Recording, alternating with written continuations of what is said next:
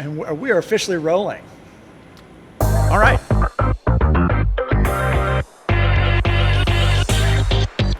Welcome to the very first episode of the Road Dogs podcast. My first guest today, and my name is Chris Lyle, by the way. Hello, Christopher. Hello. My first guest actually is a great friend. Excited to have him. Please welcome Zito to the table here. Thank you. I'll hold the applause, please. Yeah, everybody. exactly. We packed the house here at Daddy's Dogs. Oh my goodness, man! We are. This is exciting. This is a new adventure. You are episode 1. We're going to dive in and we're going to talk about things that you and I both love, namely food, but also life and music industry and live entertainment, things like that. I am excited. I got to tell you, so we went up and ordered hot dogs a minute ago, and because you and I have been friends for so long and I know where you're from, I was so wanting you not to order a Chicago dog just so I could give you grief when we sat down about not ordering a Chicago dog. But like, is this because you're from Chicago? You're like, man, I got to get the Chicago dog? It is the one that spoke to me. Yeah, spoke to me the most. I had to go with the Chicago dog. I had to represent my hometown. And I think it lets the dog shine. You do? Yeah. The meat's got to be the star. The toppings are just kind of the hangers-on, right? They're the backup band, right? Right. Yeah, yes. The wiener is where it lies. Yeah. Yeah. It all starts with the meat. Yeah, 100%. 100%. And that's one thing I've always appreciated about Daddy's Dogs is they use the best quality meat that they can find, really. I mean, and one of our guests today, how hard is it going to be to not make wiener jokes on this podcast and knowing how immature I am and you? Dang, that's a good wiener. I know, right?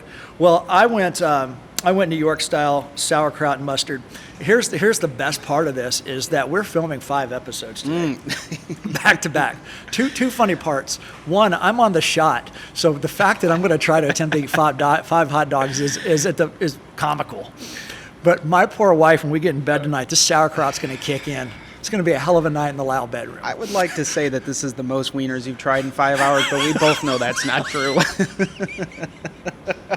My reputation precedes me. I'm going to take a bite here. There's no sexy way to eat a hot dog, so I'm going to go in here and hope I don't get mustard on my microphone. I was thinking about it as I was driving in today. I feel like you really missed a great opportunity. This could have been called Between Two Buns. I Googled that. And some websites that you probably don't want to be associated with came up. My poor mother's going to watch this and start Googling Between Two Buns. It was considered, though. I did think about it. But no, Road Dogs. We thought we'll get people together from the entertainment industry. We'll talk about food. We'll talk about life and stuff. But, man, I want to start with food. During the pandemic, you made a complete career shift and did something revolutionary. And I want you to talk a little bit about that. And I know that you're not doing that, anymore. You pick back up and you're busy as ever with your career. But man, the whole nation. I mean, you got nationwide attention for the cinnamon rolls. Talk to me about that. It was fun to I think it was a story that people rallied around. For me, it was about doing something that staved off boredom. Went from feeling like, gigging and being busy to all of a sudden nothing. And so I had to have something. I always have to have something. So it was cool to kind of have something happen organically. There wasn't a big plan. It wasn't like, oh, what can I do? It's like, I'm making this. This is fun. This is delicious. People really like it. It makes them happy. But the other part that was really a big deal for me was, when I finished that tour as a production manager, I'm always feel responsible for my team. I'm really big on having my team and keeping people working. And so I felt a lot of responsibility for these people that have worked for me. And even though I knew ultimately it wasn't my responsibility to take care of them, I still felt that, right? Yeah. And so I was like, oh, I've got this opportunity. People are really responding to it. I can bring around other roadies, and do what we do. There's actually kind of a fun little kind of side story to it, So we started making cinnamon rolls. They went viral. They were really delicious. People loved them and responded really well to it. So we were selling them here in Nashville, and we went from, I'd never made more than 6 cinnamon rolls in my life. Right. And so all of a sudden, I was making, made 6, and then it was 20, and then it was 80, then it was 200, and just figuring this out, which is, what we do in touring. And I kind of approached it the same sort of thing of how we scale a tour and how, we start out in a club tour and what's the core of what we're doing and how we've got to get it to the next size venue and next size venue. But for me, I approached it thinking how we would think in production world. And my processes were not ones of like how a baker would do this or how a bakery would do this. It was like, no, let's put our process in place. Let's bring the roadies in. And so when we were doing when we came in and we were working in this commercial bakery and we were the only industry people working there. Everybody else that worked in this cloud kitchen had some sort of restaurant background and, they approached everything that way. We were too dumb to know any better, right? So I'm bringing a bunch of roadies in, and they're looking at us and like, "What do you guys do?" We're like, "Oh, we do cinnamon rolls." Like, "Well, what else?" Like, "No, that's it." And they're like, "Nothing else?" Like, literally nothing else. We just are making cinnamon rolls. And they're like, so everybody's kind of side eyeing us as we come in. We don't look the part, right? We're a bunch of dirty roadies coming in, wearing our T-shirts and trying to fake our way through the commercial kitchen. And I'll never forget one of our first days where we sold 1,000 cinnamon rolls, and we had to package them up. So I set up a line and I brought everybody in. I was like, okay, so this is what you're doing. You're counting them out. You're opening the containers. You're putting them in the containers. You're closing the containers. You're putting them in the box. You're marking it. And we came in and we knocked that out in an hour. And the owner of the kitchen came up to me afterwards, and she's like, "I've never seen anything like that in my life. I've been working in the restaurant industry for 25 years, and I thought there is no way you're going to come in and process 1,000 rolls in an hour." She's like, "Seeing you do that gives me a glimpse into what you guys do in the concert world. It was really cool to watch." So, dude, that's a testament to live production people right there about digging it in, working as a team, and figuring it out, man. It's what you do, right? Yeah. How many at its peak? How many crew people did you have working for? There were about 20 people that were in rotation. Wow, yeah, man. So, and these weren't volunteers. I mean, you were paying people. This wasn't like, "Hey, do me a favor." Like, this was a job.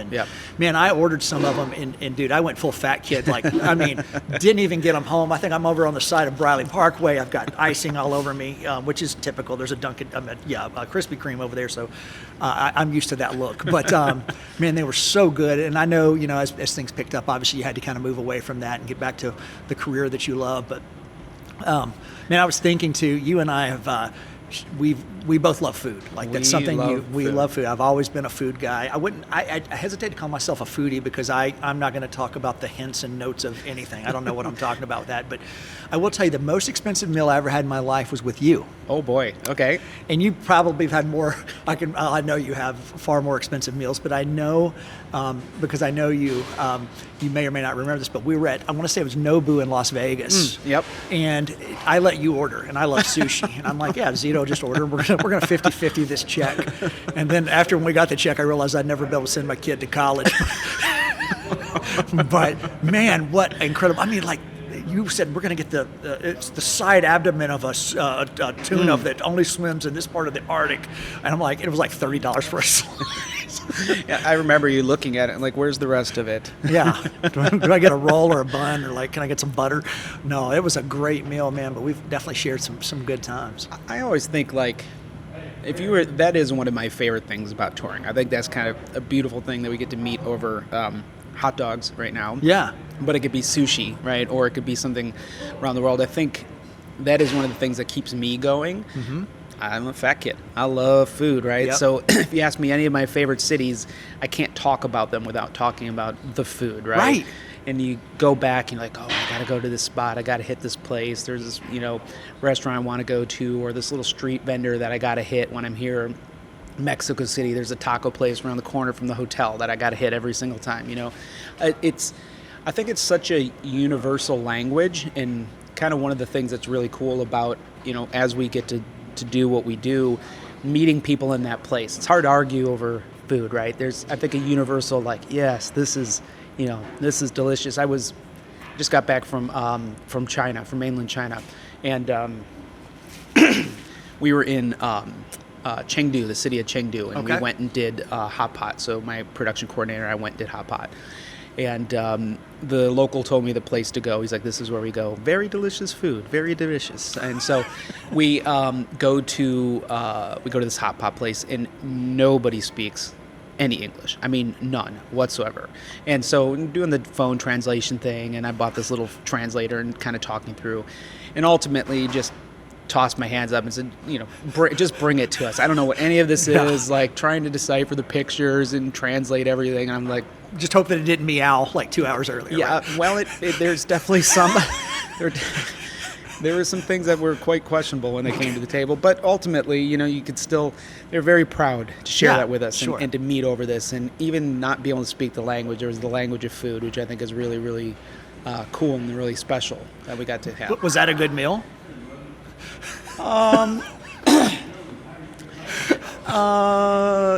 I think it was interesting. Okay. I'll try anything 3 times. Sure. And so, it was a fun experience to have and be there and to have stuff come into the table and look at it and be like, oh, this is hairy tripe. I don't know if this is like normally something I would order, but they brought it and they're very excited about us trying this. So, Tell me that's a real thing. Hairy tripe? Yeah, hairy tripe. So not just tripe, Yeah. which is stomach? Yep.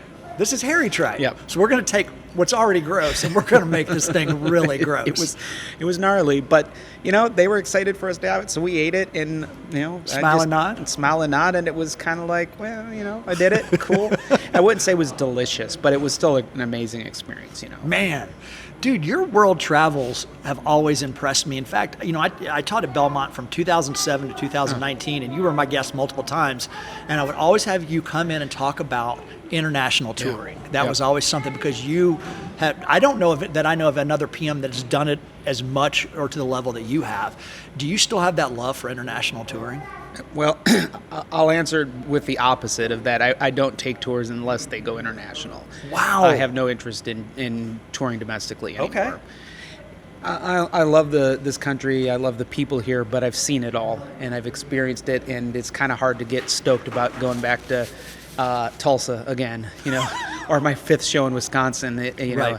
in the country circuit in 3 months. So, for me, I need that challenge. I need to be uncomfortable. I need to experience people and culture in other places. And so if it's not going overseas, it's not even something I'm interested in. That's amazing. Yeah. And I love that. Can you share, and take a bite of your hot dog if you want to. I'm doing all the yapping too. And I will tell you too, while you chew for a minute, the limited international tour I'm doing, that I've done, I did a good chunk of that with you, either with OneRepublic or with Babyface, and then the rest was with Robert Plant, just because so much of my touring was with country music. Now, granted, I did tour with Keith Urban a while, and we went to Australia 3 times, and I love that. But I would love to know top 3 international, and I wouldn't even say from a work standpoint. Like, at the end of the day, an arena is an arena, a crew is a crew, and I know that does change, especially in Italy. But just from culture, top 3 places culture-wise. Well, anybody that's toured will always say Japan, and I do love Japan. Ditto. Beautiful place, beautiful people, amazing food. I love the way it works there. It's interesting because I think it's easy to get jaded. You mentioned Italy. My family's Italian.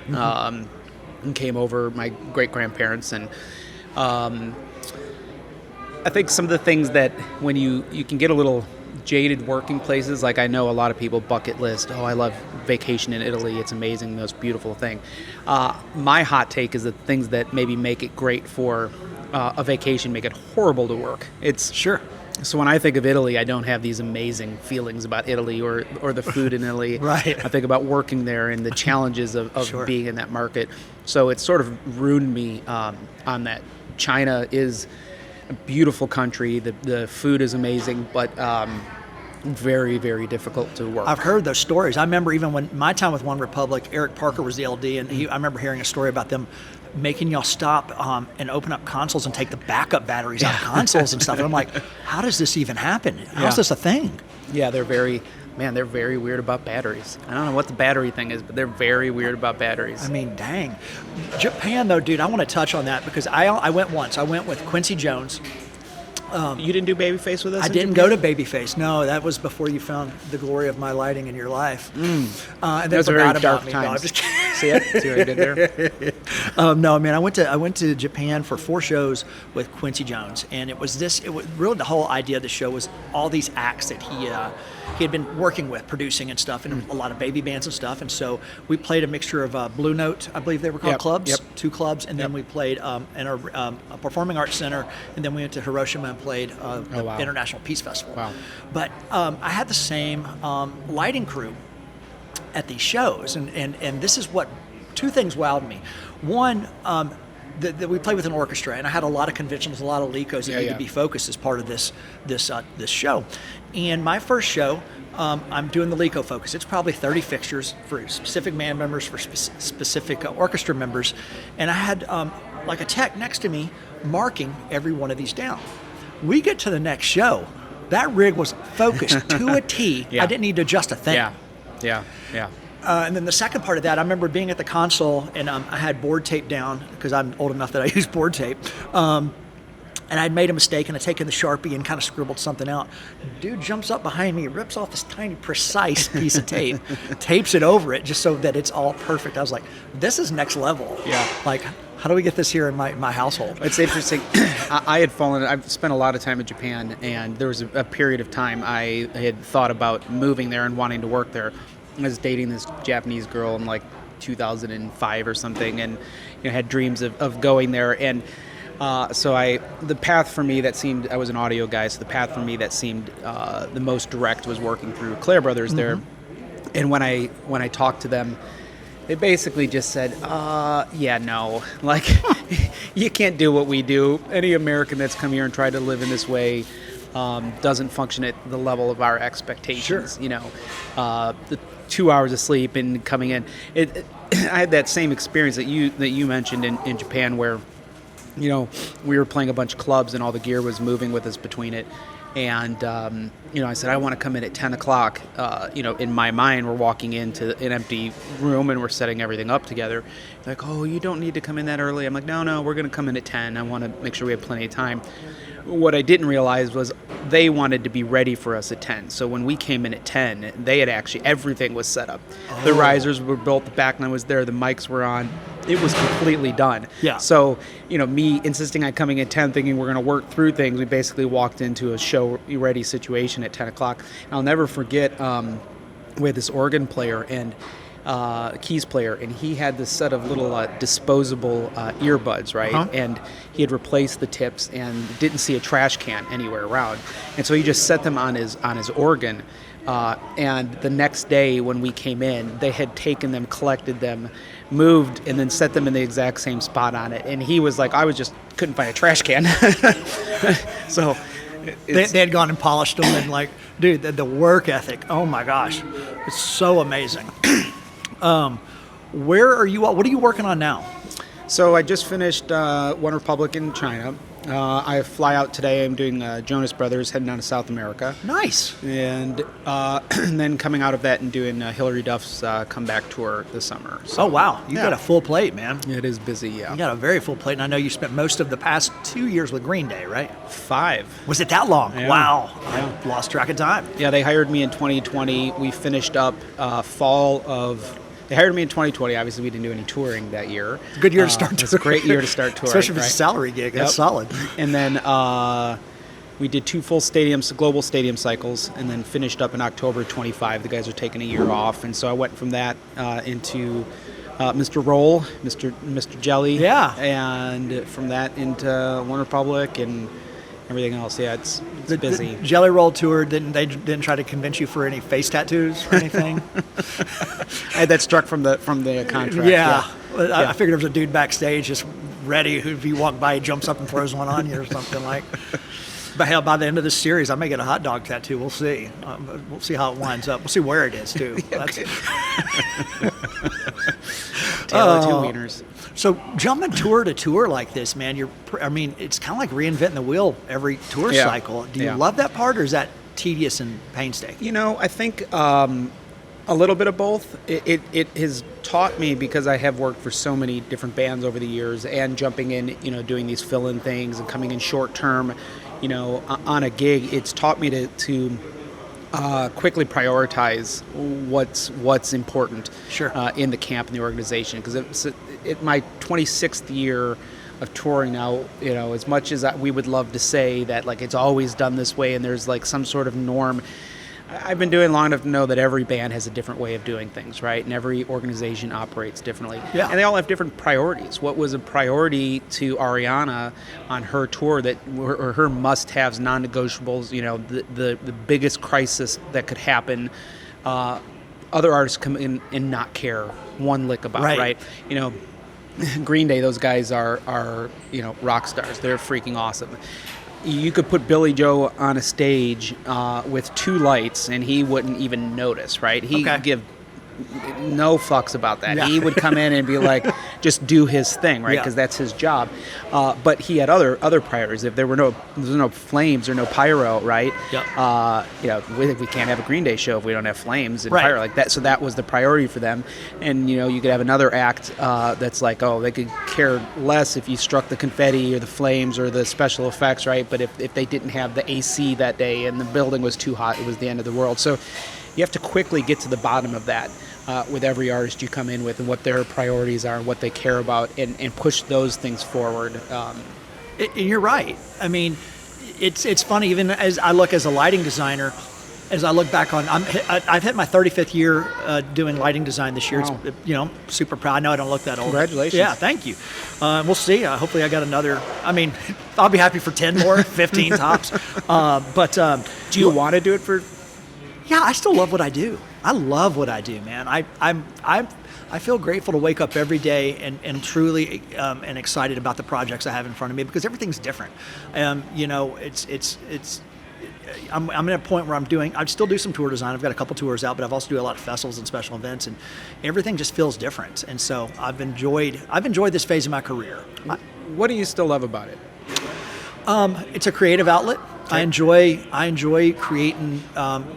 To me, it's lighting and putting that look around an artist or a song as an art form, as cheesy as that may sound.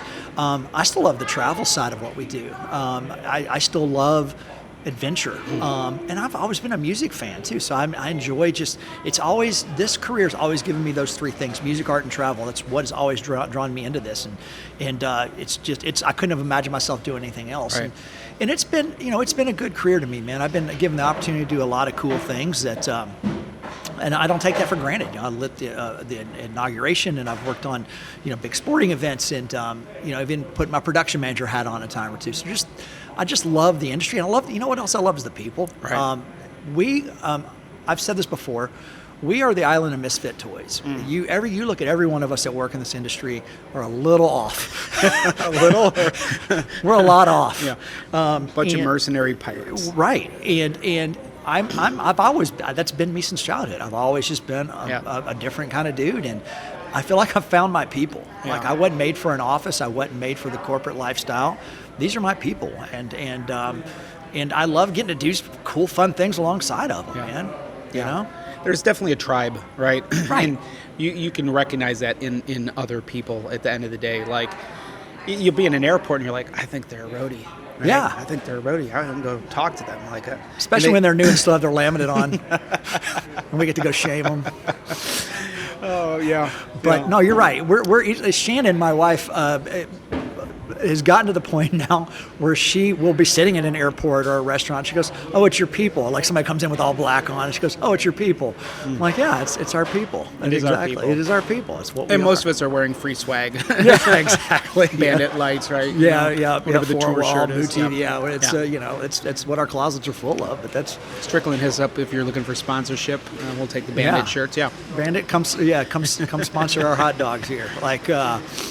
How is your Chicago dog? I don't want to, and we got to be gentle because our Daddy Dogs is our sponsor. But I got to know from a Chicago native.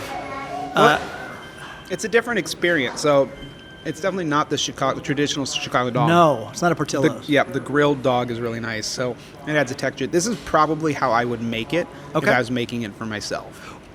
And that's a great response, and I think that's safe too. So that's awesome.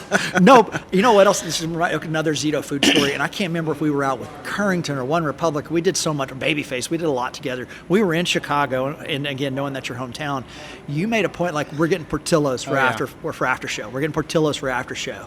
I'm like, what is so big about this Portillo's? That this guy is like all about this Portillo's, and you got the hot beef sandwiches. The way they call Yep. Is that what's called hot beef? Yep. The Italian beef sandwich. Italian beef, and then we got the Chicago dogs, and I was like, oh, this is why we do this. That was Nick Carter, actually. I remember that. Oh my gosh, what a tour! Yeah. Oh my gosh, I forgot about Nick Carter. That is my happy place. I mean, the Chicago beef and dog is like my last meal on earth, right? Did you watch The Bear? Oh yeah, of course. How cheesy did you? They did a great job of. They did a great job of like pulling a lot of real Chicago references out of it, right? And growing up there in the city, that was, I think, probably the coolest part for me. Things that you knew that the writers and the people doing the scripts understood Chicago. It wasn't just like for TV. There was lots that was done that would go over the heads of the majority of the people watching it, unless you were from Chicago. Yeah, and what because Shannon and I love that, and one of the things I went and was Googling some stuff. A lot of those scenes you see where like a cousin is going and working at other restaurants, those are real restaurateurs. Absolutely. And like, and you could kind of tell because of their acting skills, you're like, real. But, reading about some of these people, I love that the producers decided to use that. I actually, one of the executive producers of that wrote a book called Unreasonable Hospitality. Okay. Have you read that book by chance? Do you there's a scene in The Bear where Cousin's like the maitre d' host. I can't remember the full title, but like he goes and does something over the top for like a family sitting there. And that was pulled directly from this book, Unreasonable Hospitality. It's about the guy, he co-owned and ran 11 Madison Park, which is a 4-star Michelin restaurant in New York City. Yep. But it talks about how their whole thing was going above and beyond and here's a great example. A family of 4 comes in, and this was their last meal. They had their luggage with them. They were heading to the airport after they leave 11 Madison Park, and the dad makes a comment like, we ate all kinds of food here. The only thing we never got was a New York City hot dog. They send this person out. They go down the street to the hot dog cart, order a couple of hot dogs, take them back to the head chef, plate them up, and do the thing with the zigs and the swags and the little dips, and brought them out to them. That's really That's cool. Unreasonable Hospitality. And I read this book, and it blew me away. And I was also thinking about, how do you apply that to what we do? How do you take somebody's experience over to the next level in our industry and stuff like that? I think that's one thing that the people that are really passionate in this business are good at thinking of outside of their scope, right? So that's really what it is. It's about contributing to the overall production, the whole show or whatever it is. Like, you're not just thinking about your one little thing and how quickly you can get it done, but like how that plays into everything else and how the whole experience can be elevated when it comes together. The sum, absolutely, the whole of the sum is greater than the individual parts. That sort of 100%, man. And I hate when I say stuff like this because I feel like it sounds cheesy, but I've always had this talk with LDs too, especially a new LD, and we're like doing our first arena tour, talking about the two things I'll say, and this, again, I know it's going to sound cheesy, but I mean it. I said, when your job as the lighting person, obviously focus on the artist, focus on the stage, create that environment around what's going on stage. I said, but if you light the audience, if you do your audience focus, which we all do for the big flyouts, hit the 300 level, like step out in the arena and look up, make everybody feel included. Right. This is somebody's big date night. Somebody saved a lot of money to be there that night. This is some kid's first show. This is probably somebody's last show too. Wow. So make that extra effort to make everybody feel included. And that's like the one thing I thought, like, how as a lighting person can we make the audience, how can you immerse them, is just try to, make them feel that. Yeah, exactly. That's really cool. Yeah. I never thought about the, I think about the first show all the time. I never thought about it being somebody's last show. You don't want to. It's morose, but it's true. It's life.